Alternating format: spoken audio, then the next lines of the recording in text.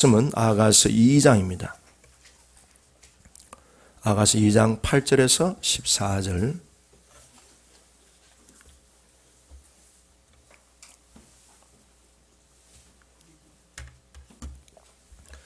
구약 성경 961쪽 아가서 2장 8절에서 14절입니다.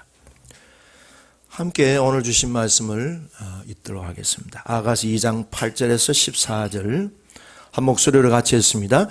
내 사랑하는 자의 목소리로구나. 보라, 그가 산에서 달리고 작은 산을 빨리 넘어오는구나.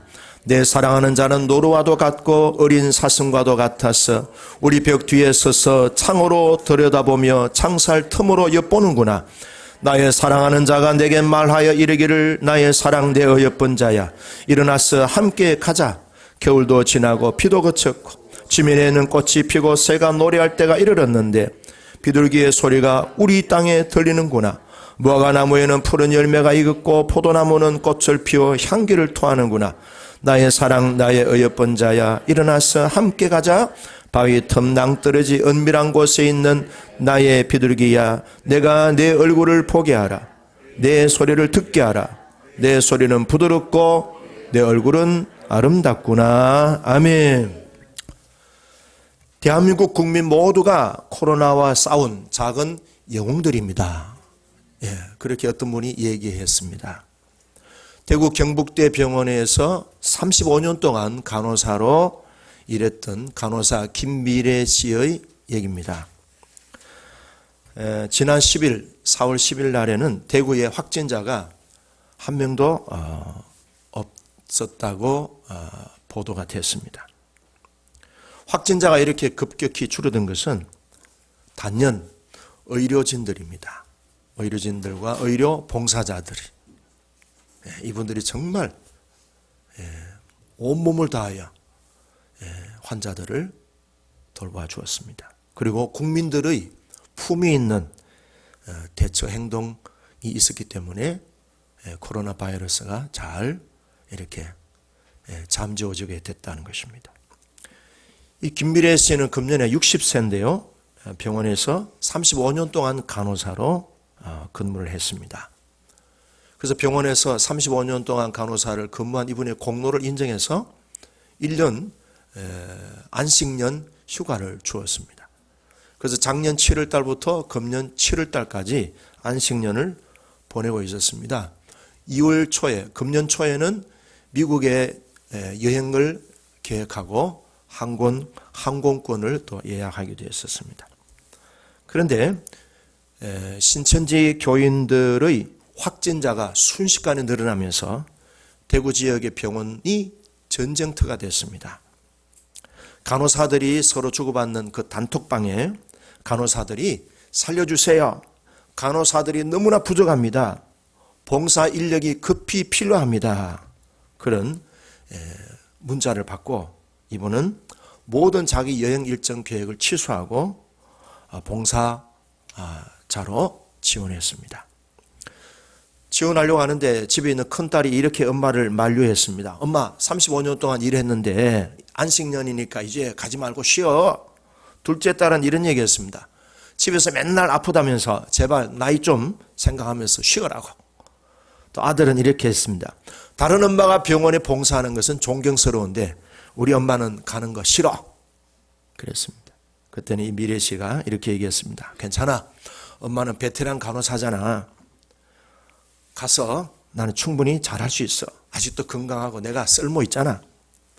우리나라는 북한과 긴장 상태에 있는데 만약에 우리가 북한과 전쟁이 일어날 때는 엄마는 집에 있을 수 없어. 간호사이기 때문에 전쟁터에 가서 부상당한 군인들을 도와줘야 돼. 그게 내 직업이고 간호사라는 존재가 그런 거야. 그래서 이번에 2월 27일 날 대구에 전쟁터 코로나 바이러스로 전쟁하고 있는 그 한복판에 의료봉사로 뛰어들었습니다. 지난 4주간 동안 봉사를 마치고 2주간 자가격리 시간을 보내고 지금 집에서 쉬고 있답니다. 언제든지 병원에서 또 오라고 하면은 자기는 또 봉사를 하러 갈 준비가 되어 있다. 그렇게 얘기했습니다. 그런데 이분이 이런 얘기했습니다. 간호사는 어떤 사람이냐? 간호사는 환자 곁에 있는 사람이다. 간호사의 존재는 환자 곁에 있을 때라야, 병상 곁에 있을 때라야 진정한 간호사다. 그래서 환자가 있는 곳에, 환자가 부르는 곳에는 그 환자의 생명을 살리기 위해서 그 환자를 긍휼히 여기는 마음을 가지고 보살펴주고 섬기는 존재가 간호사다. 그 얘기하면서 그 얘기를 제가 읽으면서 참 우리 대한민국이라는 나라가 그런 보이지 않는 한 곳에서 자기의 사명의식으로 충성스럽게 열심히 살아가는 그런 사람들이 있기 때문에 이 대한민국의 미래가 희망이 있구나, 그런 생각을 했습니다. 그러면서 저는 오늘 우리가 그리스도인은 어떤 존재냐, 그리스도인들은 어디에 있느냐, 그래서 그분의 얘기를 들으면서 그리스도인의 사명은 뭐냐, 그리스도인들의 삶의 자리에는 항상 사랑이 있다. 그리스도인이 있는 곳에는 사랑이 있다. 그리스도인들은 사랑으로 부름받았고 사랑을 흘려보내는 사랑의 사람으로 우리는 하나님의 부름을 받은 사람이다. 아멘. 아멘 해주셔서 감사합니다. 오늘 꼭 쌀국수 꼭 2그릇 드시고 가시기 바랍니다. 고구마도 했습니다. 고구마도 있으니까 고구마도 드시고.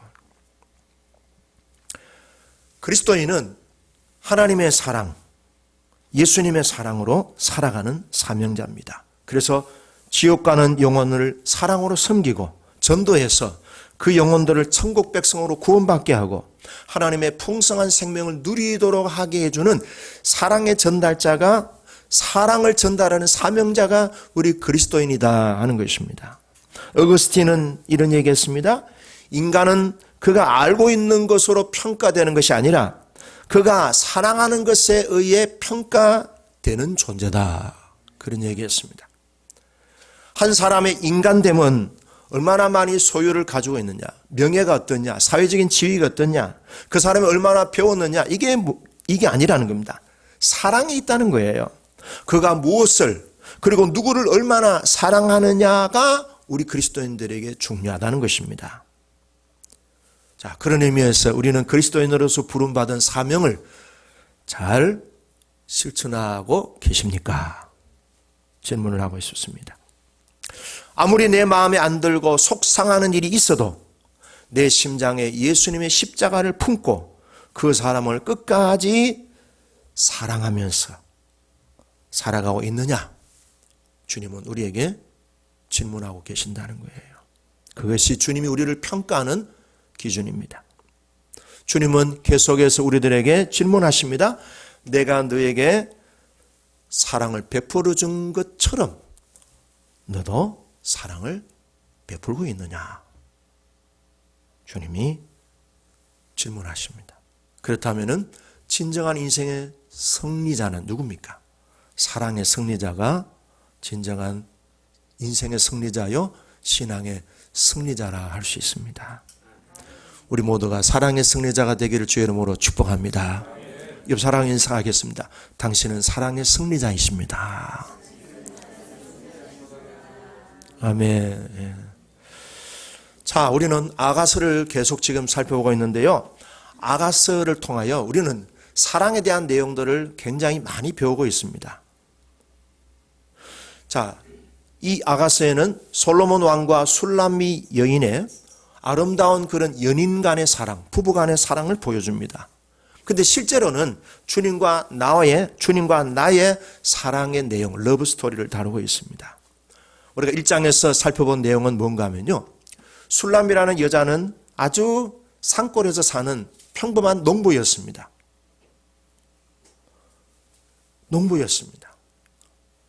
나무를 이어서 또 나무로 부엌에 음식도 하고 물동이를 이고 우물가에서 물도 이고 그리고 빨래를 이고 겨울에 가서 빨래도 빨고 아주 그런 평범한 시골 농부 여자였습니다.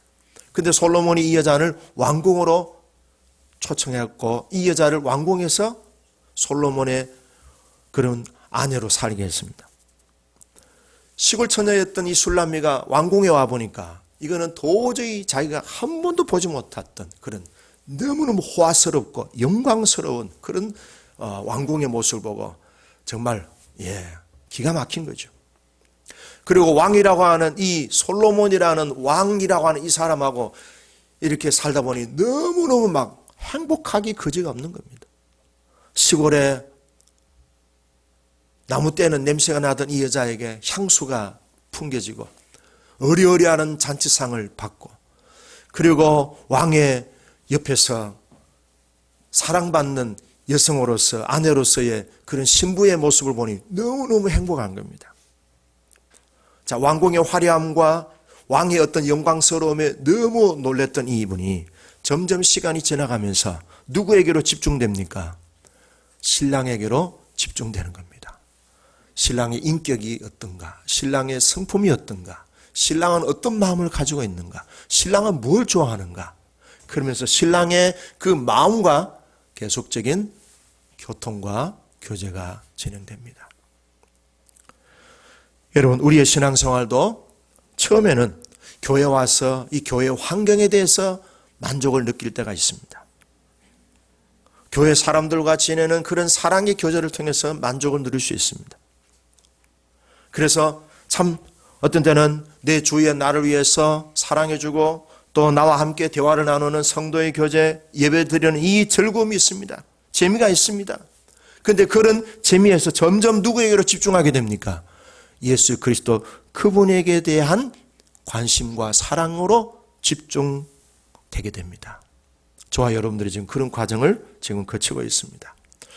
제가 이 내용을 생각하면서 기억나는 찬송가가 있어요.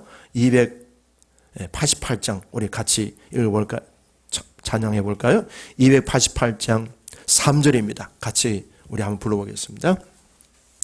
288장 3절 주 안에 기쁨 누림으로 마음의 풍랑이 잔잔하니 세상과 나는 간 곳 없고 구속한 주만 보이도다. 이것이 나의 간증이요 이것이 나의 찬송일세.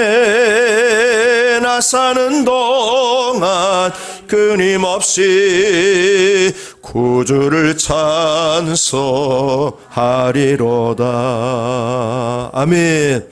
오직 구속한 주님과의 깊은 영적인 교제, 주님을 통한 아름다운 러브스토리, 사랑의 이야기에 사랑의 삶을 엮어가는 우리 모두가 되기를 축복합니다. 자, 오늘 본문에 보면은 8절에 이런 내용이 나옵니다. 같이 읽어보겠습니다. 8절 내 사랑하는 자의 목소리로구나. 보라 그가 산에서 달리고 작은 산을 빨리 넘어오는구나. 자, 그 앞에 내용 7절은 뭔가 하면요, 이 신랑이 너무 신부를 사랑해 주니까 술람미가 신랑의 품 안에서 너무너무 막 만족해하는 거예요. 만족해하는. 신랑이 오직 자기만 쳐다보고 있으니까 그 자리를 떠나고 싶지 않은 거예요. 일어나기 싫고 깨고 싶지 않습니다. 너무너무 즐겁고 행복합니다. 주님에 대한 만족, 주님으로 인한 행복, 주님이 나만 쳐다보고 있는 그 기쁨에 푹 젖어 있습니다. 이런 행복한 주님과의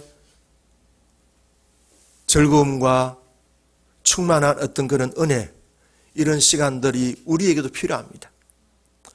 세상과 나는 간 곳 없고 구속한 주님만 바라보는 그 주님이 나에게 부어주시는 지극하신 그 사랑의 그 단맛, 그 사랑의 은밀한 즐거움, 그 영적인 신령한 기쁨이 우리에게도 풍성하게 있어지기를 축복합니다. 자, 그런데 신앙생활은 그런 행복한 그런 즐거움에만 푹 빠져 있을 수 없는 것입니다. 또 다른 우리에게 현실이 펼쳐집니다. 그 달콤하고 행복한 신랑의 사랑에 도취되어서 기쁨을 만끽하고 있는 이 신부에게 뭘 합니까? 내 사랑하는 자의 목소리로구나. 신랑이 와서 말을 하는 거예요. 주님의 목소리가 들리는 거예요. 주님의 음성이 들리는 거예요. 사랑에 만끽하고 사랑에 푹 젖어 있을 때에 깨고 싶지 않고 일어나고 싶지 않고 이 상태를 그냥 주님의 나라에까지 연장하고 싶은 생각. 근데 주님이 그 단잠을 깨웁니다. 일어나라. 어때요? 일어나야 됩니까? 계속 잠을 자야 됩니까? 일어나야 할 줄로 믿습니다. 누가복음 9장 28절에 보면은 예수님이 이제 십자가를 지시기 위해서 마음에 굉장한 결단을 하시는 그런 장면이 변화산상에서 나타납니다. 예수님이 베드로와 야고보 요한 세 제자를 데리고 변화산 정상까지 올라갑니다. 그런데 세 제자는 잠에 빠져 있었는데 예수님은 모세와 엘리야와 대화를 하고 있었습니다. 그 대화가 얼마나 컸는지 잠자고 있던 베드로가 깨었습니다. 깨보니까 모세를, 엘리야를, 주님을 보았습니다. 그때 베드로가 뭐라 했습니까? 여기가 좋사오니 주여 초박을 3개 지어서 주님, 모세, 엘리야 여기서 그냥 인생을 여기서 끝내고 싶습니다. 여기가 너무 좋습니다. 저도 한때 그랬어요. 교회 오니까 너무 좋은 거예요. 주님, 나는 교회를 떠나고 싶지 않아요. 맨날 교회에서 살고 싶습니다. 그래서 지금 맨날 교회에서 살고 있습니다. 할렐루야.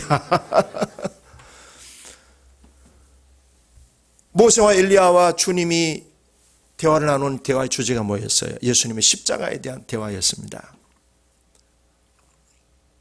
근데 그때 하늘이 열리면서 하나님의 음성이 들렸습니다. 이는 나의 아들 곧 택함받은 자니 너희는 그의 말을 들으라. 따라합시다. 너희는 그의 말을 들으라. 그 소리가 들리자마자 모세와 엘리야는 사라졌습니다. 오직 예수만 보이더라 그랬어요. 자, 이게 소리가 환경이 바뀌어지는, 장면이 바뀌어지는 내용을 볼 수 있겠죠? 여기가 좋습니다 그랬는데 주님은 뭘 하셨어요? 너희는 그의 말을 들으라. 좋다는 것에 빠지지 말고 그 자리를 즐기고 그 자리를 만끽하지만 영원하진 않다. 그 자리에서 그 기쁨을 누리면서 다시 주님의 음성을 들으라. 예. 우리의 중심이 이제는 우리의 만족, 우리의 행복, 우리의 어떤 즐거움에만 푹 젖어 있는 것이 아니고 그런 상황에서 이제는 시선을 주님이 나에게 말씀하시는 그 음성에 시선을 돌려야 된다는 것이에요. 무슨 말입니까? 내 신앙의 만족, 내 신앙의 행복, 은혜 받는 것, 축복 받는 것, 응답 받는 그런 즐거움에서 이제는 주님이 나에게 뭐라고 안내하시고 나에게 어떤 비전을 주시고 어떻게 나에게 요청하시는지 주님의 음성에 귀를 기울이시는 우리가 되어야 됩니다. 자, 주님 뭐라 하시는 거예요? 주님이 이제 보시는데요. 8절에 보니까 보라, 그가 산에서 달리고 작은 산을 어떻게 넘어오는구나? 빨리 넘어오는구나. 자, 빨리라는 이 단어도 우리가 주목해 볼 수 있어야 되겠습니다. 자, 여기서 말하는 작은 산이나 산은 장애물을 말합니다. 신앙의 장애물, 주님과 나와의 사랑의 장애물입니다. 그런데 우리 주님은 그 장애물을 어떻게 뛰어넘었습니까? 빨리 달려서 왔습니다. 빨리 달려서 오셨어요. 예수님은 십자가에서 죽음의 그 언덕을 빨리 넘어오셨습니다. 주님은 빨리 넘어오시는 반면에 우리는 이 산을 넘어가는 그런 속도가 어떻습니까?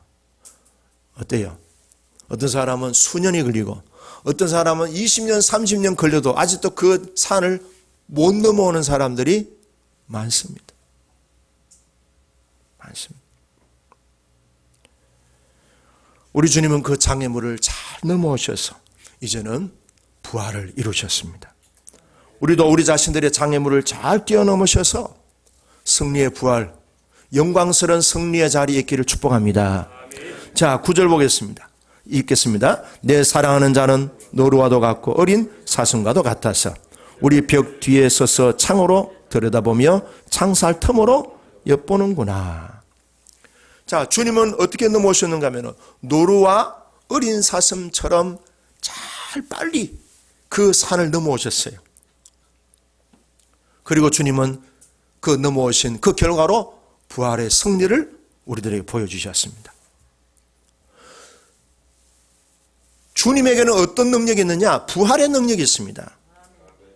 죽음을 잘 넘어오시고 어떤 장애물도 훌쩍훌쩍 뛰어넘으신 그런 모습을 우리들에게 임재하고 계셔요. 그래서 오늘 성경 보면은 노루와도 같고 어린 사슴과 같다 그랬습니다. 여러분, 노루나 어린 사슴 보셨어요? 발이 몇 개예요? 발이 4개예요. 근데 발목과 발이 어떻습니까? 가늘어요? 두꺼워요? 가늘어요. 얼마나 잘 뛰는지. 잘 뜁니다. 가늘어요. 그것을 뛰어넘는 데에 모든 것을 집중해 있어요. 아주 몸매가 굉장히 다이어트가 잘 돼 있어요. 근데 우리도 몸이 비대하면 어때요? 가기 힘들어 그냥. 가다가 쉬고 가다가 쉬고 그러다 보니까 빨리 산을 넘어요. 늑장물이에요. 가다가 어떤 때는요 자빠져 자버려 그냥. 아이고. 신앙의 속도가 느리고 주님 앞에 가는 속도가 느린 거예요. 우리 주님을 부활하신 능력을, 부활의 능력을 가지신 우리 주님을 의지하고 그 주님의 도움을 받을 때 우리도 부활의 능력을 가지고 산을 넘고 언덕을 빨리 뛰어넘는 승리자가 될 수 있습니다. 그렇게 살아가시기를 축복합니다. 근데 이 작은 산, 큰 산들이 뭘 의미합니까? 우리가 뛰어넘어야 될 장애물들을 말한다 그랬죠? 성경에 보면은 이 장애물들을 뛰어넘지 못한 사람들이 너무 많습니다. 물론 또 뛰어넘은 사람들도 많습니다. 자, 제일 첫 번째 우리에게 아담과 하와의 사건을 보면은 이 사람들이 무엇 때문에 넘어졌습니까? 욕심이에요, 욕심. 탐욕입니다. 주님은 생명과를 무성하게 주셨는데 하나 있는 그 선악과를 넘어서지를 못했어요. 그 선악과를 따먹었습니다. 뭐예요? 욕심이에요, 욕심. 욕심입니다. 하나님이 주신 것으로 만족하시기를 바랍니다. 자꾸 더 2개, 3개, 4개 하다가 여러분 다 나중에는 빈털터리가 될 수 있습니다. 두 번째는 뭡니까? 가인과 아벨의 사건에서 보여지는 건 뭐예요? 시기질투입니다. 형이 동생을 시기해서요 죽였습니다. 살인사건이 났습니다. 자기도 저주받았어요. 세 번째는 우리가 또 뛰어넘어야 될 것은 이스라엘 백성들이 광야에서 다 죽었습니다. 왜? 원망, 불평. 누구 탓? 부모 탓, 지도자 탓, 하나님 탓. 이거 뛰어넘으시길 바라요. 네 번째는 뭡니까? 불안과 두려움을 뛰어넘으시길 바랍니다. 불안과 두려움을 뛰어넘을 때에 가나안 땅을 정복할 수 있습니다. 5번째는 뭐예요? 정복애가 번성했을 때에 음란한 욕심, 음란의 그 장애물이 다윗이 자빠졌습니다. 그 다음에 뛰어넘어야 될 것은요, 분노. 사울 왕이 화가 많았어요. 분노를 못 뛰어넘었어요. 7번째, 우리가 가장 뛰어넘기 어려운 게 있어요. 뭐예요? 교만입니다. 이 교만을 뛰어넘는다는 것이 너무 어렵습니다. 평생 우리가 이거는 뛰어넘어야 되는 숙제로 계속 남아 있습니다. 예수 이름으로 노루와 어린 사슴처럼 훌쩍훌쩍 큰 산 작은 산 잘 뛰어넘으셔서 교만의 그 장애물도 훌쩍 뛰어넘으셔서 부활의 승리의 주인공 되기를 바랍니다. 자, 그런데 오늘 9절에 보니까 이 주님이 오셨는데 이 여자는 어디에 있습니까? 방 안에 있는 거예요. 주님이 오셔서 어디를 보고 있어요? 창문 틈으로 이 여자를 보고 있는 거예요. 이 여자와 주님 사이에 벽이 있어요. 창문이 가로막혀 있어요. 그럼 이 여자는 어디에 있어요? 자기 집안에 있는 거예요. 자기 집안에. 이 자기 집안에 있다는 말은 무슨 말이에요? 자기 세계 속에 있다는 거예요. 여러분, 예수를 믿어도요, 사람들은 거의 다 99.99%가 자기 세계 속에 쌓여 있어요. 예수님을 주님이라고 부르면서도 내님 사는 현장에서는 내가 주인으로 사는 분들이 너무 많습니다. 자기 세계 속에 있는 거예요. 창문을 열어야 돼요. 주님을 오시라고 해야 돼요. 근데 창문을 안 열고 주님이 창문 곁에서 이 여자에게 신부에게 올려가는데 창문을 닫고 있는 거예요. 벽이 있어요. 이 벽은 뭐예요? 자기 세계 속에 있다 이 말이에요. 지난주에 어떤 부부를 이렇게 만났는데요. 이 부인이 남편이 너무 너무 마음에 안 들어요. 그럼 저한테 문자를 보냈어요. 목사님, 우리 남편한테 이렇게 해주세요. 제발 십자가에 못 박혀 죽으라고 좀 얘기해 주세요. 우리 남편요, 너무 십자가를 몰라요. 자기를 너무 몰라요. 그래요. 그 이제 만났어요. 그 부인 보고 그랬어요. 그분이 이제 집사님인데, 집사님, 어머니는 어떤 분이셔요? 물었어요. 그랬더니 어린 시절 엄마에 대한 그 경험을 얘기하는 거예요. 자기 아버지가 바람을 피웠는데 엄마가 항상 이 딸 보고 아버지를 보고 아버지를 살펴보고 오라는 거예요. 야, 너가 아버지 지금 어디 갔는데 아버지 살펴보고 와.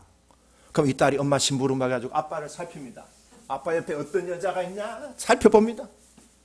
그래서 엄마한테 다 일러줍니다. 그리고 이 엄마가 딸에게 항상 하는 말이, 아이고, 너가 아버지가 내 말만 들었으면, 너가 아버지가 내 말만 들었으면은 저렇게 살지 않았을 터인데. 자, 이것이 이 딸에게 딱 입력이 된 거예요. 이 딸도 결혼했어요. 커가지고. 남편을 신뢰할 수 있을까요? 늘 이 부인은 남편 보고, 당신 내 말만 들으면 잘 돼. 내가 시킨 대로 해. 누가 했던 말이에요? 엄마가 자기한테 했던 말. 이게 뭐예요? 이게 부부 사이에 굉장한 어린 시절에 상처가 되는 거예요. 어린 시절에 이게 뭐예요? 벽이 되는 거예요. 자기 세계 속에 있는 거예요. 자기 세계 속에 아버지는 믿을 만하지 못한 존재예요. 그래서 아버지는 항상 감독해야 돼. 그리고 항상 아버지는 엄마 말 들어야 했었어. 그러니까 자기도 그런 거예요. 자기도 항상 남편을 감독합니다. 핸드폰 가져와봐, 이거 누구야? 이 여자는 누구야? 이 남자는 누구야? 이 무슨 일이야? 늘 문자, 카톡을 감독합니다. 그리고 남편을 항상 감독합니다. 뭐하고 있어? 기도해야지. 성경 읽어야지. 죽어나는 거예요. 그래서 그 사실을 부인이 깨닫고, 아, 목사님, 이런 문제가 있네요. 그래서 이게 뭐예요? 자기 세계래, 자기. 예수님이 말씀하셔요. 신랑 되신 주님이 나오라고. 그 세계 속에서 이제는 나와라. 이제는 나와 함께. 자, 그 다음 장면 봅시다. 자, 우리에게는 이 벽을 예수 이름으로 다 여러분들 활짝 주님에게 여시기를 바랍니다. 이 벽을 다 무너뜨리시기를, 이 내 세계 속에 나를 가두고 있는 자신의 이 벽을, 이 자신의 세계를, 그 울타리를 예수 이름으로 파쇄하시기를 바랍니다. 한번 해봅시다. 예수 이름으로 내 세계가 파쇄될지어다. 눈은 열릴지어다. 귀도 열릴지어다. 아멘. 자, 그런데 이제 10절에 봅니다. 읽어봅시다. 시작. 나의 사랑하는 자가 내게 말하 이르기를, 나의 사랑 어여쁜 자야, 일어나서 함께 가자. 거기서 나와라. 이제 네가 네 세계 속에 있는 그 자기 세계, 자기의 어떤 상처에 쌓여있는, 자기의 어떤 왜곡된 생각 속에 쌓여있는 그 생각 세계 속에서 나와라. 나와서 함께 가자. 주님이 어디로 가자는 거예요? 함께 가자는 거예요. 누가 같이 가겠다는 거예요? 주님이 함께 가겠다는 거예요. 그러면서 이 신부를 보고 뭐라고 부릅니까? 나의 사랑, 나의 어여쁜 자야. 이 못난 여자야. 그래서요? 아니에요. 다시 한번 합시다. 따라하세요. 나의 사랑, 내 어여쁜 자야. 자, 이걸 한마디로 말하면 뭐예요? 나의 이쁜 신부여. 그래요. 주님이 우리를 보면서 이 못남아, 이 못난 여자야, 이 못난 사람아라고 하지 않았어요. 이 가난뱅이야, 이 죄 많은 인간아, 그러지 않았어요. 나의 사랑, 내 어여쁜 자야. 주님은 우리를 그렇게 이쁜 신부로 보신다는 거예요. 주님의 신부로 보시는 거예요. 최고의 존재로 우리를 보시는 거예요. 아멘하기가 좀 잘 안 되는가 봐. 이렇게 자기 존재가 긍정적인 존재라고 얘기해 주는데도 물뚱물뚱 서가지고 저 김 집사님 얘기인가? 아니죠. 나의 사랑, 내 어여쁜 자야. 나에게 주님이 부르시는 호칭이에요. 나의 사랑, 내 어여쁜 자야. 우리는 누굽니까? 주님에게 이렇게 이쁨을 보여주고 있는, 주님의 돌봄을 받고 있는 신부, 주님이 나에게 뭐라 하세요? 같이 가자. 같이 가자. 따라합시다. 나와 함께 가자. 여러분, 주님이 우리에게 가자고 하시는 것은 나 혼자 보내는 게 아니에요. 내가 너와 함께 간다. 내가 너와 동행한다. 내가 너를 도와준다. 내가 너를 밀어준다. 내가 너에게 복을 준다. 내가 너를 고쳐준다. 내가 너를 흥하게 하리라. 내가 너와 함께 와서 이전 영광보다 낮은 영광이 더하여지게 하리라. 내가 모든 것을 예비해 줄 것이다. 내가 너의 승리의 깃발이 된다. 너는 반드시 복중에 복을 받을 것이고 번성하고 번성하게 될 것이다. 반드시 너는 승리자가 될 것이다. 내가 너와 함께 간다는 거예요. 어디로 가자는 거예요? 추운 겨울을 향하여 가자는 거예요. 네? 크루즈 배 타고 여행 가자는 뜻이 아니고 가자이면 11절 겨울도 지나고 비도 그쳤고 지면에는 꽃이 피고 새가 노래할 때가 이르렀다. 그 다음에 13절 보면은 무화과나무에는 푸른 열매가 익었고 포도나무는 꽃을 피워 향기를 토하는구나. 무슨 말입니까? 겨울이 지나고 그 다음에 봄이 오고 열매가 맺는 결실의 계절이 온다는 거예요. 그러니까 이 모든 것들이 반드시 어디를 가야 됩니까? 겨울을 통과해야 되는 거예요. 겨울을 통과하지 않으면은 꽃이 피고 새가 지저귀는 소리, 그리고 포도나무의 꽃은 존재하지 않고 무화과 열매는 안 맺는다는 거예요. 함께 그런 열매를 바라오면서 부활의 열매, 영생의 나라를 바라오면서 승리의 그 영생의 세계를 바라오면서 겨울을 향하여 함께 가자. 주님이 같이 가자고 하시는 주님의 길은 겨울을 향하여 가자는 거예요. 십자가의 길을 향하여 가자는 거예요. 근데 사람들은 뭘 좋아해요? 겨울을 싫어해요. 십자가 싫어하는 거예요. 여러분, 결코 봄은 겨울이 없이는 오지 않습니다. 그리고 겨울을 통과하지 않는 무화과나무는요, 열매가 맺혀지지 않습니다. 자, 14절 읽어볼까요? 자, 이제 신부는 어디에 있는가 봅시다. 이제 신부는 어디로 가나? 시작. 바위 틈 낭떠러지 은밀한 곳에 있는 나의 비둘기야, 내가 내 얼굴을 보게 하라. 네 소리를 듣게 하라. 네 소리는 부드럽고 네 얼굴은 아름답구나. 자, 비둘기라 그랬어요. 이제 겨울을 통과하면서 지금 어디에 있습니까? 바위 틈 낭떠러지 은밀한. 자, 바위 틈 낭떠러지는 어떤 곳이에요? 좋은 곳이에요? 위험한 곳이에요? 십자가의 자리예요. 고난의 자리예요. 예수님이 지셨던 치욕과 온갖 침뱉음을 당하시고 뺨 맞으시고 채찍질을 당하셨던 그 십자가의 현장, 그 위험한 곳이에요.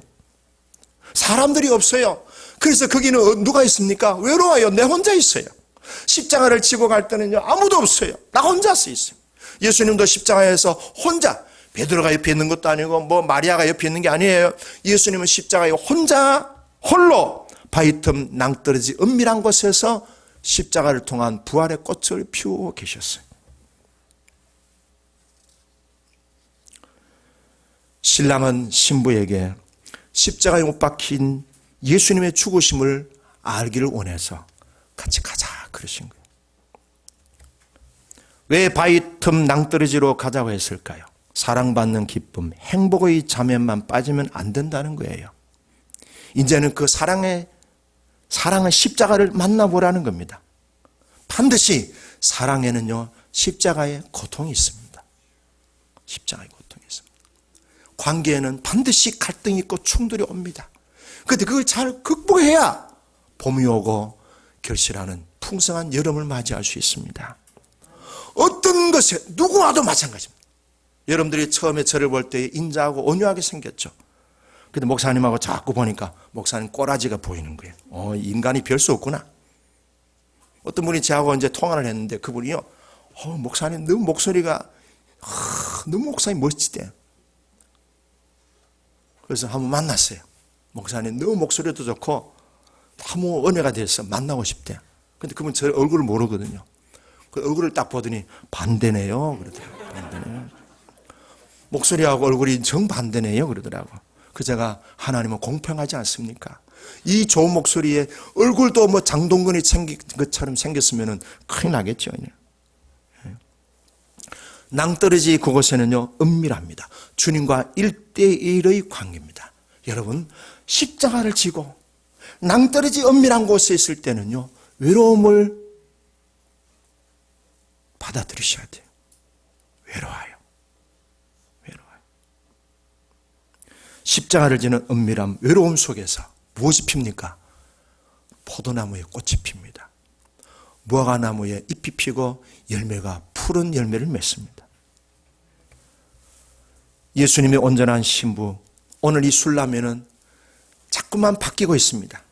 타고난 자기의 본성이 점점 약해지고 점점 십자가를 경험하면서 주님 중심의 사람으로 내면이 튼튼해지고 강화되어지고 있습니다. 그래서 나중에는 세상과 나는 간 곳 없고 구속한 주님이 내 마음 중심에 딱 이렇게 좌정하시는 그런 신앙의 정상에까지 이를 수 있습니다. 이런 은혜가 있기를 바랍니다. 자, 이제 말씀을 정리합니다. 달콤한 행복한 자리에서만, 물론 그 시간도 경험하지만 그 자리에서 우리는 주님이 깨우십니다. 일어나자, 함께 가자. 어디로 가는 거예요? 낭떠러지 은밀한 십자가의 그런 현장을 경험하자는 거예요. 그 십자가의 현장은 뭡니까? 사랑의 아픔이 있습니다. 사랑에 뭐가 있어요? 수고가 있습니다. 그래서 고린도전서 13장에 보면은 사랑은 뭐예요? 제일 먼저 나오는 게 뭐예요? 사랑은 오래 참고. 합시다. 사랑은 오래 참습니다. 옆 사람 인사하겠습니다. 저는 오래 참고 있습니다. 그 다음에 사랑은 온유하며 시기하지 아니하며 자랑하지 아니하며 거만하지 아니하며 물에 행하지 아니하고 자기 유익을 구치 아니하고 썩내지 아니하며, 그 다음에 불의를 기뻐하지 아니하며 진리와 함께 기뻐하고 모든 것을 참으며 모든 것을 견디며 모든 것을 바라며 믿으며 견딘다 그랬어요. 반복된 거는 참 견디는 거예요. 잘 견디셔서 봄동산에 아름다운 포도나무 꽃이 피고 무화과 열매가 풍성한 우리의 삶이 되기를 주의 이름으로 축복합니다.